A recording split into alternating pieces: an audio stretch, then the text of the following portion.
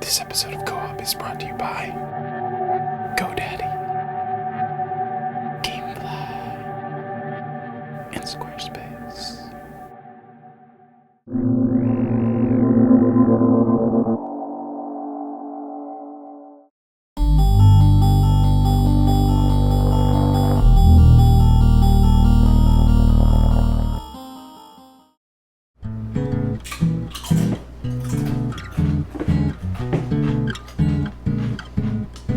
Oh, hey, Matt.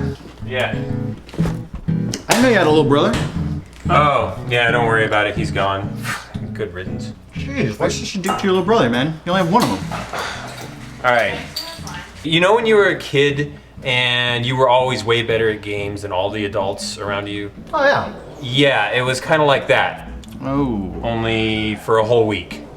Ooh. Yeah. It's kind of rough. Yeah. Huh.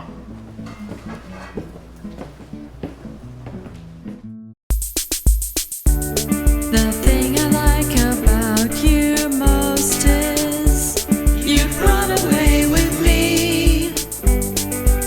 So pack your bags and your shotgun too. We might run into zombies. We're always down for that co-op multiplayer action. We're always down. We're so down. We're so down, we're so down for co-op.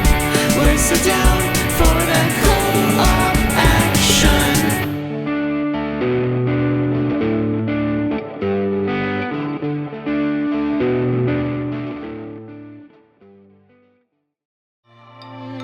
I actually just got an iPod Touch. Since it's been released, it's really proven to be sort of the next handheld gaming system. It certainly is. I figured that, if I couldn't use a phone, I might as well get an iPod Touch. Right. And fortunately, as soon as I got it, Rolando 2 was released within a week, so it was perfect time to buy it.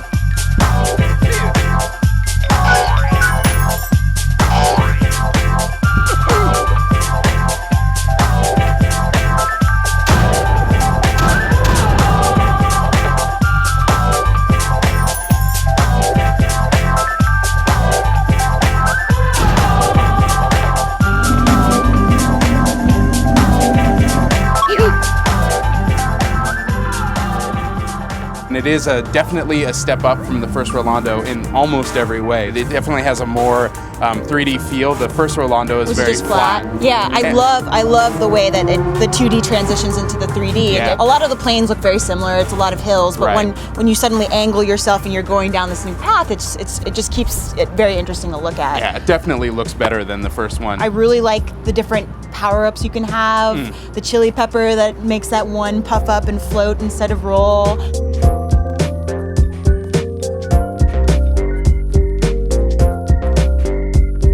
The water tree one that grows the tree. Right, You right. have the spiky bombs. You have the regular bombs. And I think those add a lot of flavor and interesting twists to a lot of the game. I don't know. It just adds that little bit extra subtle depth that makes it feel like it's aiming to be a great platformer rather than a kind of mediocre, middling sort of one. Open your heart, said the woman.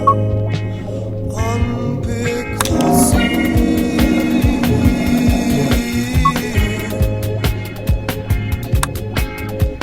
Take a boat across the river of your mind. Take a chance, catch a wish, and you will find a place where you can be free. In the first one, there's lots of instances where you have something like 4 Rolandos, and you have to take them through the exact same path. And something I really like about Rolando 2 is that because of the different variables like weight, like ability, spiky commando Rolando versus fat Rolando, because there's so much variety in them, you actually end up using different Rolandos for different things. And so you are actually kind of there's more pathways of play as opposed to the first one where it was kind of like get the Rolandos from here to there. There are a lot of doohickeys and things that you encounter in the game that do make it a slower paced game. So you kind of have to look ahead into, you know, the foreground to see what you're approaching in order to configure like, oh, well, if I use a spring or if I use this guy versus that guy. But I think that's why the game is so interesting and cool to me is because it's really fun to explore the arenas. It's really cool to sort of plan out your trip before you go for it.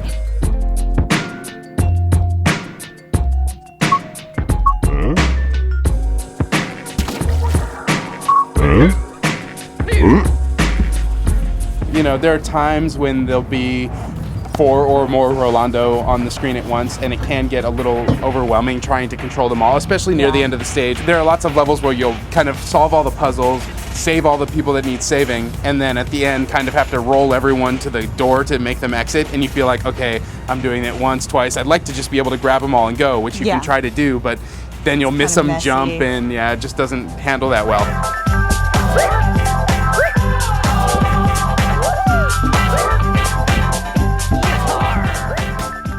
There are some stages near the end of the game where you're just controlling one Rolando, and at first I thought, okay, well, these are the ones I really like. I feel really in control at this point. But then you miss some of the kind of puzzle elements that come from having multiple Rolando, and some of the best stages in the game, I think, are ones where, you know, you have 2, and they're kind of both on separate paths. One's on the top path and one's on the lower path, and it's just really nice to head through the levels in that way. Definitely. They've definitely given them more personality this time. Not only do they each one looks individually cooler, but they have little lines of dialogue that they say, and they're hilarious.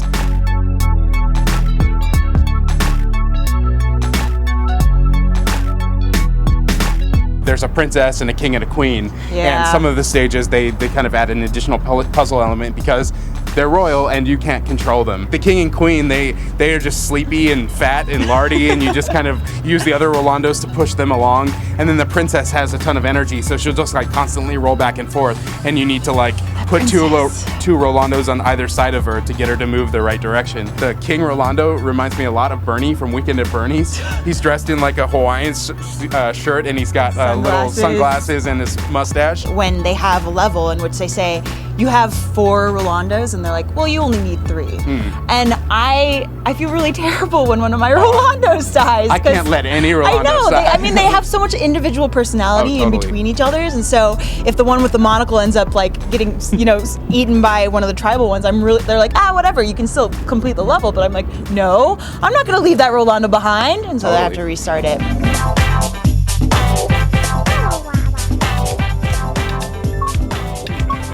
One of the things that I was thinking about when I was playing it for the first time, having just gotten an iTouch, was that, you know, it really does show all the capabilities in terms of the, you know, rotating your iPhone and swiping and acting as the finger to pull switches and that sort of thing. So I think it's a great game going forward for a lot of people to pick up. Definitely. And try it out. I got a lot of enjoyment out of this game, and it was only $10, and you know, it's at least as good as some of the other PSP and DS platformers that I've been playing lately.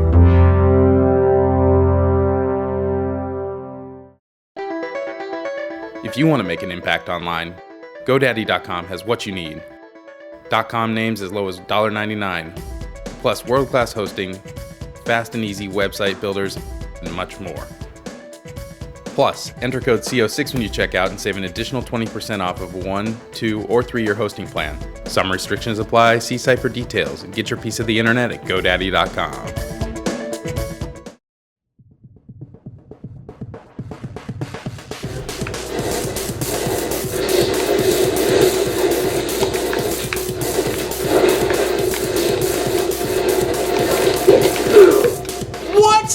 Dude, that doesn't make any sense. That like, happens. You freaking bulletproof? It happens when you get shot. You die. Yeah, when you get whatever. Shot. Yeah. Dude, there's no way that was fair. Dude, that was totally fair. Dude, no. I'm kicking your ass. No, fair. You got nothing. No. You're going down. No, dude. What the hell? Yeah. Dude, no that's scope. impossible. What are you, bulletproof?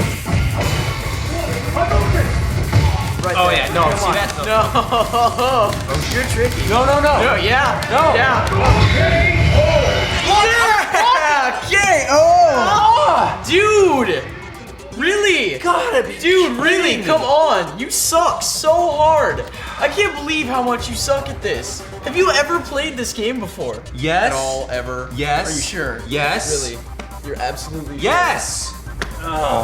Red shell coming at you. No. Oh, you Yeah. What? fun guy. What? Oh, That I is don't what I believe thought. this. Oh, of course. Yeah. Of yeah. course. You No. suck so hard. Oh, really? You suck at everything else this bad? Because you're sucking No, pretty hard right now. you're yeah. such No. a You know little what? You can't beat me at anything. You boy. cannot beat me at anything. Yeah. I guarantee it. Uh-huh. Yeah. Uh-huh. You really think so? Yeah, I do. Yeah, all right, This fine. is Next on. challenge. It's on. It's all on. right. Next challenge. It's weird. Did you ever think you'd be playing like a full-on first-person shooter inside like Xbox Live Arcade? You know, it's like it's actually pretty full-featured. It's like well thought out. Like, and when I first looked at it, I thought this is going to be like those old arcade first-person shooters. You know, just like really cheap, like 5-minute experiences, and you just keep dumping quarters in to play with the person next to you and stuff. And it's just like ultimately it's not that fun, but it wasn't too bad.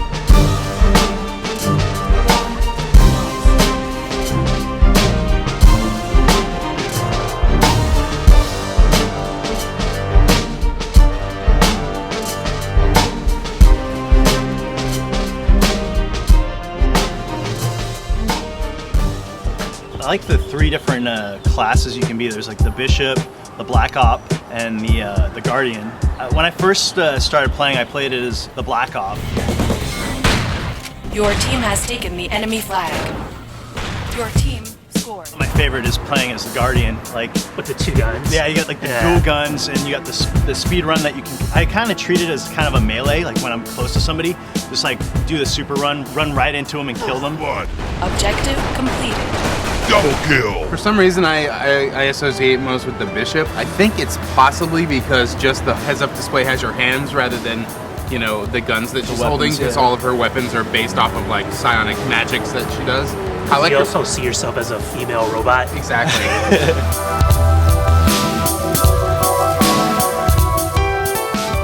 I think the thing that this game does well is adding the psi abilities. I mean, you were talking about the game originally to me. I compared it to like Shadowrun. There's a lot of like the Black Ops has the teleport, and then the Bishop has like the physics. The physics like picks up stuff and throws it at enemies, and like that's like one of her most like powerful moves in the game. And then you have like the super jump with the Guardian, which I really like.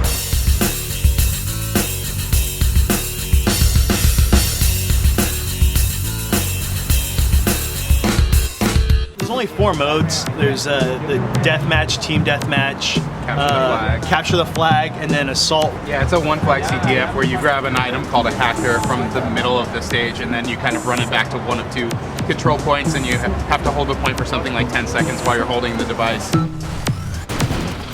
Your team won this round. After you're done with the single player missions and challenges, there's nothing to do except to go online. There's no single player campaign, there's no real endless mode or anything like that. Right. And you go on, and it's like the first time I went on, nobody was there. So I came back an hour later, I played with 2 guys, and one was just kicking my ass. He was clearly good. Right. There's not enough people to do any true matchmaking or player skill, whatever.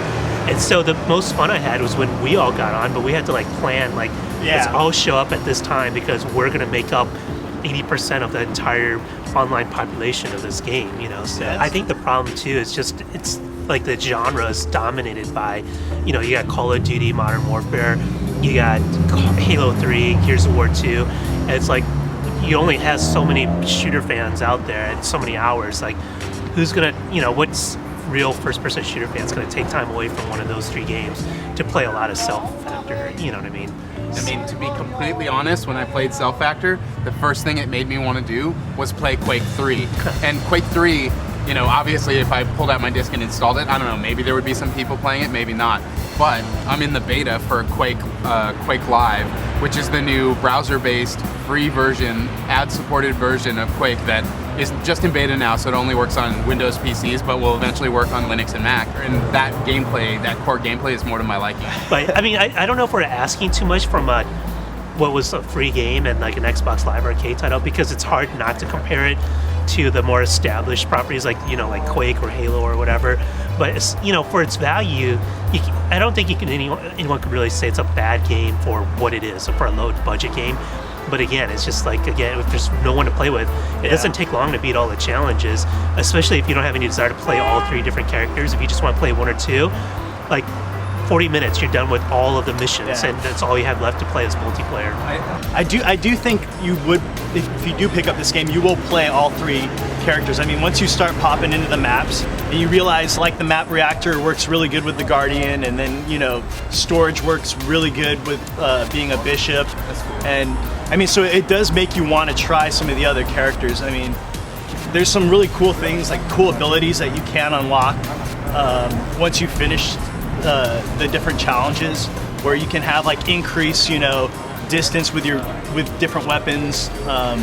You can unlock different armors and customize your character kind of how he looks, which is, I think, a cool addition.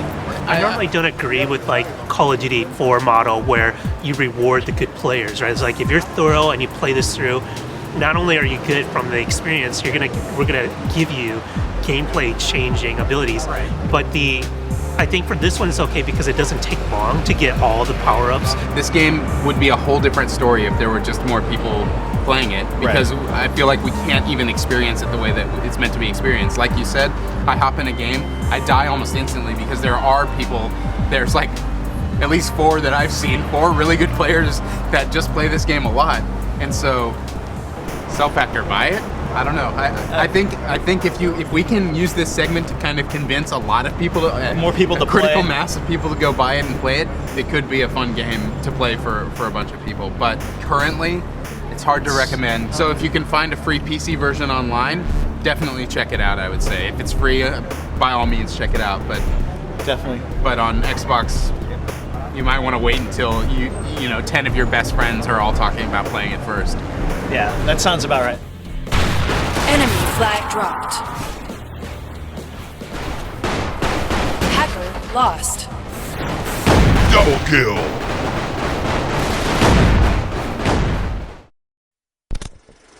What's wrong, Billy?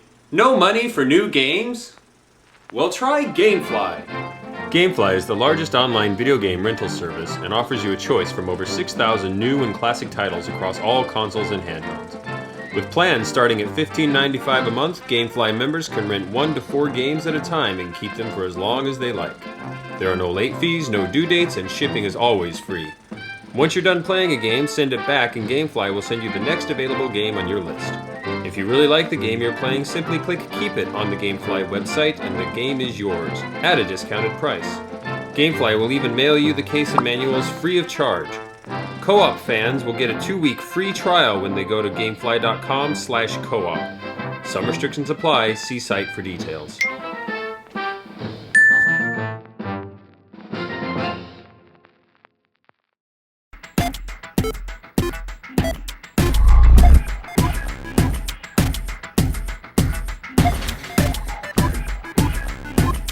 We got to go to Nintendo to check out BitTrip Core. We went to Nintendo to see BitTrip Core.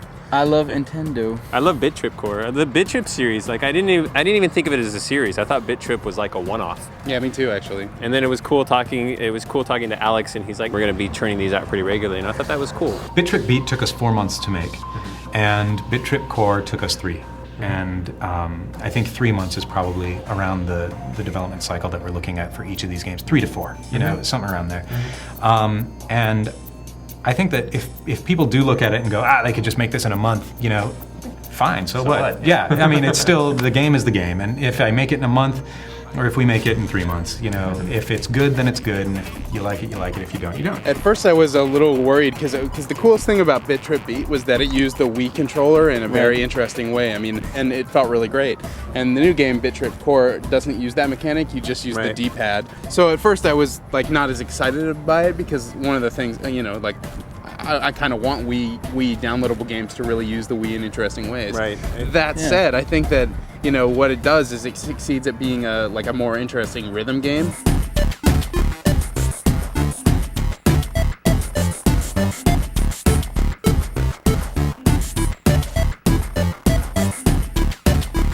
It's interesting to see where the correlations are in play, because if you know the song, you're going to be able to get it right, Right, even if you right. even if you can't quite keep track of the patterns on the screen. But that's what makes it so interesting, though, is that in this game, the way it works is that the little dots fly everywhere, and you've got one of 4 axes that can hit it up, down, left, or right. Yeah. There was at least one time while he was demoing the game to us where one of the little dots kind of flew by, and he missed it the first time, but it came around and hit one of the other lines, and then he was able to hit it there. Yep.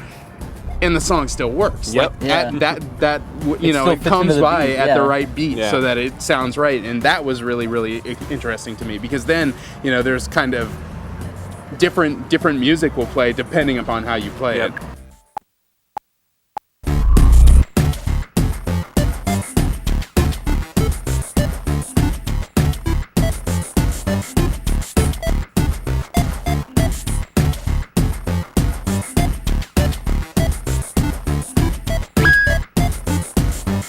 This being released for Wii, people think casual, even though I don't like that word, Sure. It's got to be easy for people to pick up and play, and it is easy for people to pick up and play, but it gets really hard really fast. Yeah. That was the same with BitTrip Beat, and it seems the same with BitTrip Core. Mm-hmm. And so I'm wondering if you worry at all about accessibility.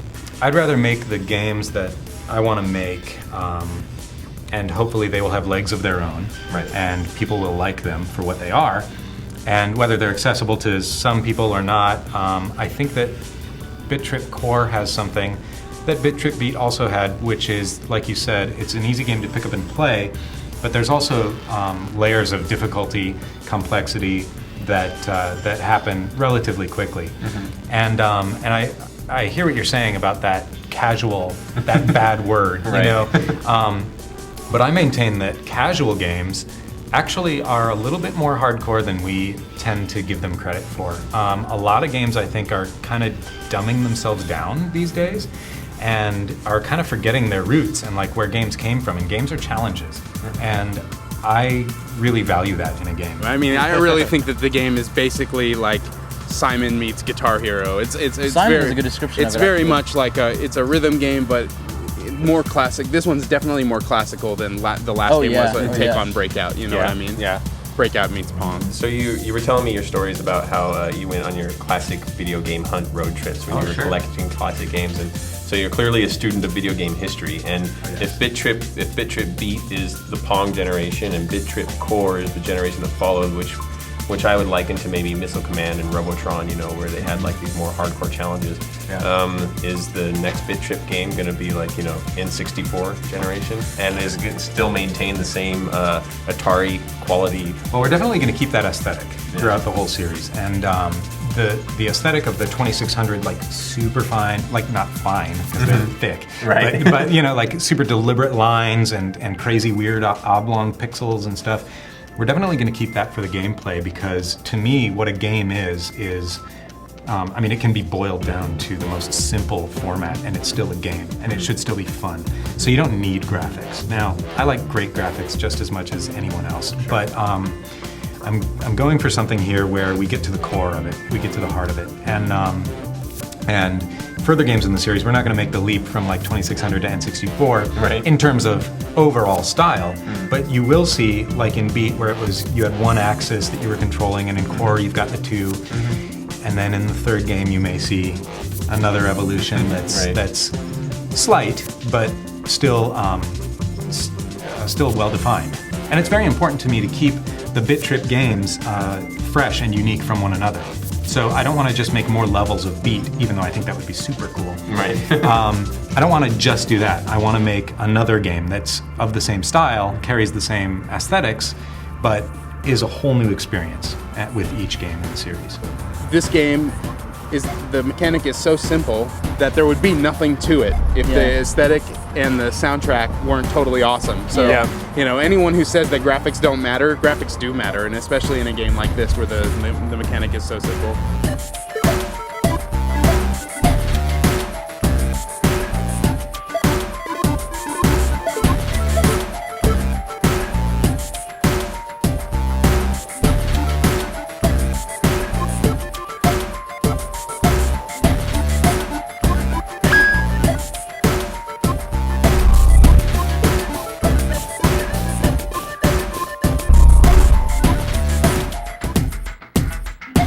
The last thing I'm wondering about though is like, what's your tat? Oh, this is actually the radio transmission that NASA sent into outer space in 1974 looking for extraterrestrial intelligence. It's in binary, and it's of a certain pixel by pixel ratio so that they believe that aliens could decipher it. So these are your numbers in binary 1 through 10, and then these are the atomic numbers of the basic building blocks of life on Earth, like carbon, silicon, nitrogen, all that stuff. And then these are the atomic numbers of the nucleotides in your DNA. This is a map of the nucleotides in your DNA, and this shows that our DNA is a double helix. This is the human form with our average height. This is the population of the Earth in 1974. This is our solar system with Earth raised towards the human to show that that's where we're from. And this is the diagram of the radio telescope they used to send the transmission with its dimensions.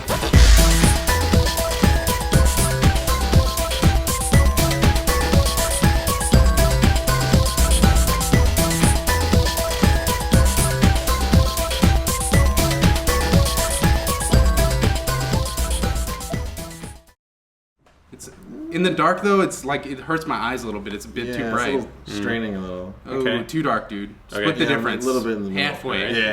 That's great. What's going on? Okay. Nice. Is changing the color. Squarespace. Remember, you can change the colors in real time. Try green. I like green. Okay, we'll do Green's green. my favorite color. That's super cool. Do blue. Oh, that's all right. Changing the color. That's awesome. I think orange would be really good. Orange? Yeah. Really? Orange bar, Like how about like an olive or a mauve or something? Yeah, they move up to like a yellow. Go back. Sienna. Go back. Dude, Go back. it's like No, go forward. Go back to Right there. Go back we to can make it green. do this. Oh, make it brighter. Yeah, look at the lights. Look at the color. Oh, that's great. Yeah, I can see that. Definitely. Oh, that's good. Squarespace. Squarespace to change your site in real time. Here's 5TV look kinda shitty to me until we put it on the Squarespace. Real time changing of your website. Squarespace does it in real time. If you want the website to look like a disco, hit this shit up, baby. You will see it in real time. Squarespace. Beautiful. Oh, that's awesome. All right, that was good talk, guys. Not too bad. I kind of like that color. Oh, right there. Perfect. Looks pretty good. I like it. All right. Let's do it.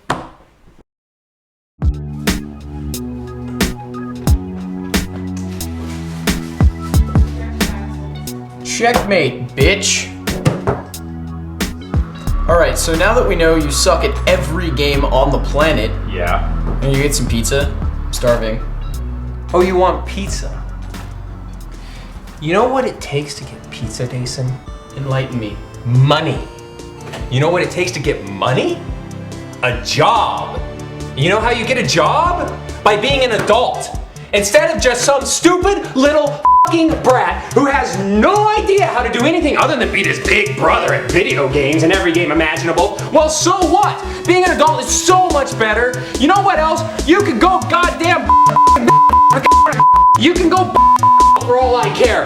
Yeah, that's it. I said it, and I said that too. And you know what else I'm gonna say? I'm gonna say all kinds of crappy stuff, all about your mother, even though she's my mother too. Yeah, because I totally don't care. Because being an adult is way better than being you. You know why? Because I can drive a car. Because I can rent a car. Because I can go anywhere I want and do anything I want. I don't have to ask anybody's permission. I can get drunk, and I can come home late, and I can call my girlfriend so that she'll come over and we'll have sex!